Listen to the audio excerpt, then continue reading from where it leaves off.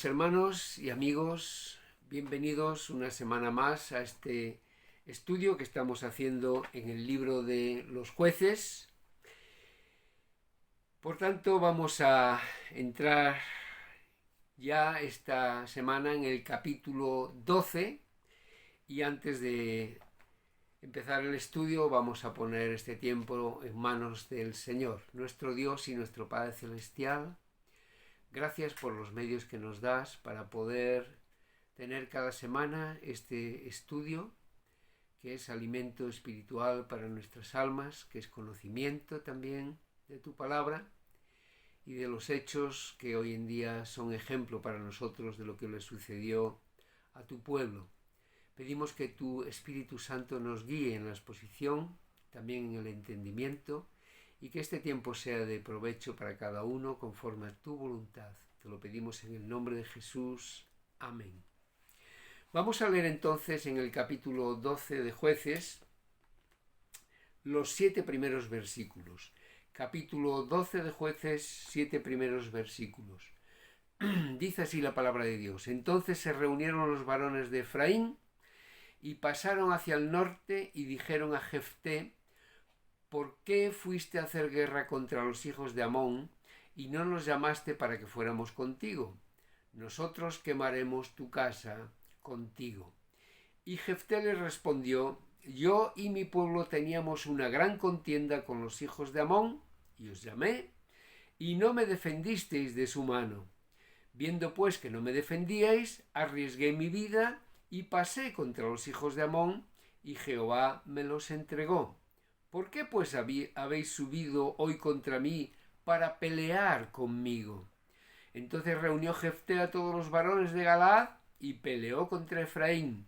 Y los de Galaad derrotaron a Efraín porque habían dicho: vosotros sois fugitivos de Efraín, y vosotros los galaaditas en medio de Efraín y de Manasés. Y los galaaditas tomaron los vados del Jordán a los de Efraín. Y aconteció que cuando decían los fugitivos de Efraín: quiero pasar, los de Galaad les preguntaban: ¿eres tú efrateo? Si él respondía no, entonces le decían: ahora pues di Silobet. Y él decía Silobet, porque no podía pronunciarlo correctamente. Entonces le echaban mano y le degollaban junto a los vados del Jordán. Y murieron entonces de los de Efraín 42,000. Y Jefté juzgó a Israel 6 años. Y murió Jefté galaadita y fue sepultado en una de las ciudades de Galaad.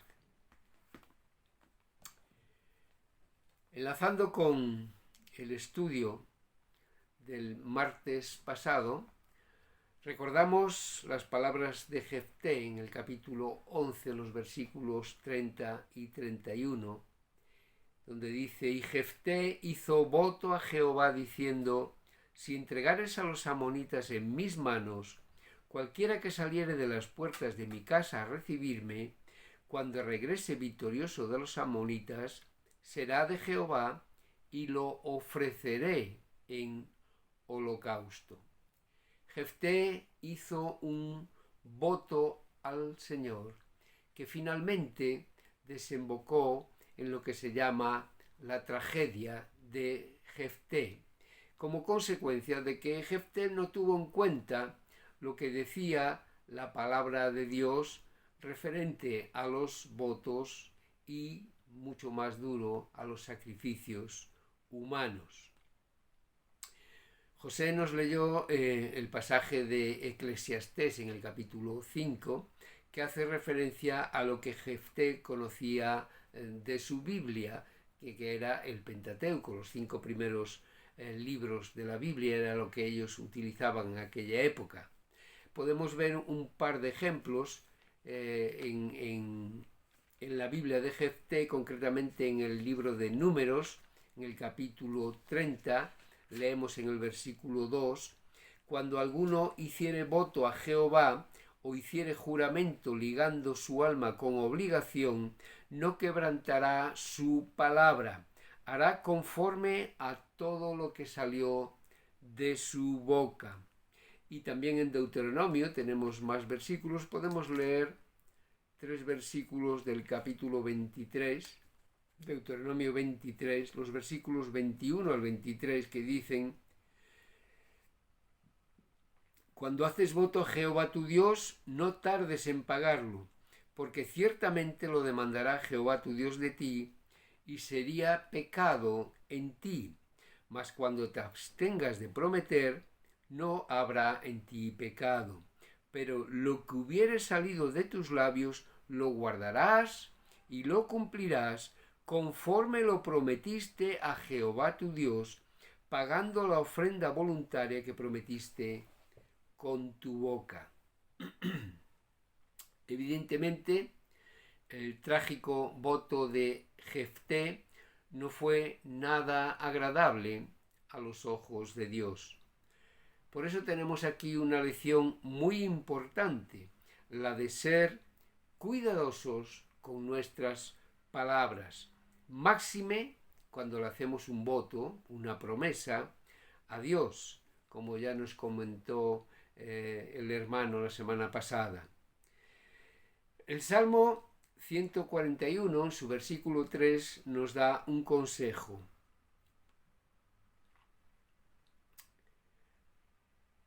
Dice el salmista: pon guarda a mi boca, oh Jehová, guarda la puerta de mis labios, en el sentido de que seamos prudentes a la hora de hablar y seamos muy prudentes a la hora de hacerle una promesa al Dios Todopoderoso. Hay otras lecciones que se desprenden de la actitud de Jefté. La primera, la importancia que tiene el controlar que en nuestra vida no nos influyan las costumbres de la sociedad que nos rodea, como le pasó a Jefté a la hora de infravalorar el valor de la vida humana ante los ojos de Dios y hacer ese voto tan insensatamente: lo ofreceré en holocausto. Desde los tiempos de Abraham el Señor rechazó este tipo de sacrificios humanos y después lo puso en la ley, y ahí lo podemos encontrar escrito en el capítulo 18 de Levítico, o en el capítulo 20 también de Levítico, o en el 12 de Deuteronomio. Como comentó José, hay 2 interpretaciones sobre los últimos versículos del capítulo 11. 2 interpretaciones de lo que allí sucedió. La de los que piensan que Jefté simplemente ofreció a su hija en el sentido de dedicarla al Señor, y la interpretación de los que entienden que pasados los 2 meses que ella pidió de favor, su padre cumplió la segunda parte de ese versículo 31. Lo ofreceré en holocausto. De ahí el versículo, el lamento de los versículos 39 y 40, que fue debido a que murió la hija de Jefté sin haber tenido hijos. Josefo, el historiador, y algunos padres de la Iglesia sostienen esta segunda interpretación. Pero por encima de esto vemos la influencia terrible de los pueblos paganos vecinos. Una segunda lección que sacamos de este pasaje es que el pueblo de Dios lucha por creer en un Dios de gracia, como leemos en el libro que estamos siguiendo. Desde Génesis 3, el hombre parece que siempre ha sentido la necesidad de controlar, pagar y ser merecedores de Dios. Nos cuesta muchísimo creer que simplemente Dios nos ama y nos bendice. Pero vivir creyendo que esto es así enriquece nuestro crecimiento espiritual y alimenta nuestra madurez en el conocimiento del Señor. El Señor obra de gracia. Por gracia soy lo que soy, decía el apóstol. Por gracia somos lo que somos. El Señor es bueno y misericordioso con aquellos que le siguen y le obedecen. A medida que avanzamos en este libro de Jueces, entramos en vértigo, en una caída vertiginosa de violencia y con consecuencias evidentemente nefastas para el pueblo de Dios, precisamente por no obedecer sus mandamientos. Asistimos a la gestación aquí de una guerra civil entre tribus, los de Efraín, igual que como hicieron con Gedeón, repitieron su arrogancia, en este caso celosa. Lo repitieron. Si leemos, por ejemplo, el versículo 1 que acabamos de leer, dice: se reunieron los varones de Efraín y pasaron hacia el norte y dijeron a Jefté: ¿por qué fuiste a hacer guerra contra los hijos de Amón y no nos llamaste para que fuéramos contigo? Nosotros quemaremos tu casa contigo. Pero fijaros en el capítulo 8, donde tenemos a Gedeón, lo que dice también el versículo 1. Pero los hombres de Efraín, otra vez, le dijeron: ¿qué es esto que has hecho con nosotros, no llamándonos cuando ibas a la guerra contra Madián? Y le reconvinieron fuertemente. En el caso que nos ocupa hoy, directamente se enfrentaron en guerra, amenazando, irónicamente con lo mismo que él hizo a su hija. Ellos amenazan con ese: nosotros quemaremos tu casa contigo. Y aquí vemos otro producto de la contaminación pagana, de ese contagio de vivir en medio de paganos y contagiarse con sus costumbres. ¿Cuál? Las amenazas. Las amenazas. Pronto estudiaremos la vida de Sansón. Y ahí tenemos un ejemplo. Si nos vamos al capítulo 14 de Jueces, en el versículo 15, dice: al séptimo día le dijeron a la mujer de Sansón: induce a tu marido a que nos declare este enigma para que no te quememos a ti y a la casa de tu padre. Amenazas, capítulo 15, versículo 6. Y dijeron los filisteos: ¿quién hizo esto? Y les contestaron: Sansón, el yerno del Timnateo, porque le quitó su mujer y la dio a su compañero. Y vinieron los filisteos y la quemaron a ella y a su padre. Ejemplos de amenazas.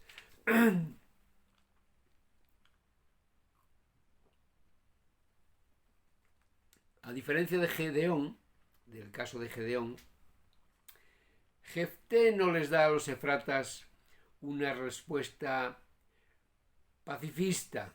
Si miramos en el capítulo 8, en la historia de Gedeón, en los versículos 2 y 3, vemos la gran diferencia.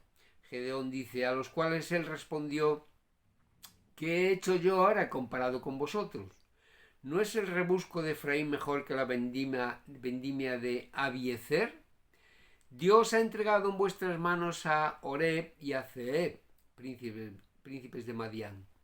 ¿Y qué he podido yo hacer comparado con vosotros? Entonces el enojo de ellos contra él se aplacó, luego que él habló esta palabra. Como dice el proverbio, la blanda respuesta quita la ira. Así que en el caso de Jefté no hay blanda respuesta. Lo primero que hace es refutar la acusación, los versículos 2 y 3, y luego se enfrentan en batalla y los derrota, como lo vemos en los versículos 4 al 6. No obstante, Jefté había sido diplomático cuando sintió el peligro cerca, como vimos en los primeros versículos del capítulo 11, precisamente de los versículos 4 al 11. Pero aquí no duda en atacar a los que se le oponen, a pesar de tratarse de una de las tribus de Israel, la de Efraín, que junto con la de Manasés formaban lo que se llamaba la casa de José. Podemos ver esta referencia en el libro de Josué, capítulo 16. Libro de Josué, capítulo 16, el versículo 4, donde leemos: recibieron pues su heredad los hijos de José, Manasés y Efraín. 42.000 personas murieron a manos de sus hermanos de sangre, como dice en el versículo 6 al final. El escritor de Jueces resalta la crudeza de esa matanza. La historia reciente de España, la guerra civil, sacó a la luz la parte más brutal, más bestia del hombre, ensañándose contra sus propios vecinos de manera terrible. Aquí utiliza la palabra degollaban, que se usaba normalmente para la matanza del ganado. Esta horrible pelea muestra el deterioro del pueblo de Israel. De hecho, el autor de Jueces nos dice que Jefté fue juez durante 6 años, ahí en el versículo 7, pero no nos dice nada, a diferencia de los otros jueces, de que trajese la paz.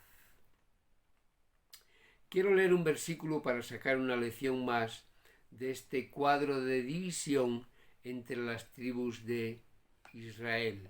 Está en el Nuevo Testamento, en Efesios, en el capítulo 4, el versículo 3, Efesios 4:3, donde dice: solícitos en guardar la unidad del Espíritu en el vínculo de la paz.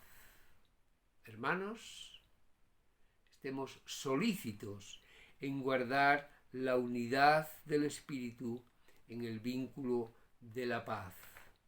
El Señor Jesucristo, en el Sermón del Monte, allí en el capítulo 5 de Mateo, una de sus bienaventuranzas, la del versículo 9, dice: bienaventurados los pacificadores, porque ellos serán llamados hijos de Dios. Como pueblos de Dios debemos de ser diferentes. Debemos pelear con las armas del amor, de la compasión y de la misericordia, por supuesto también de la paciencia. Y debemos de hacerlo por la unidad dentro de nuestras iglesias, pasando por alto las ofensas que a veces ni siquiera son ciertas, sino chismes que han ido en aumento, pasando por alto los malos entendidos.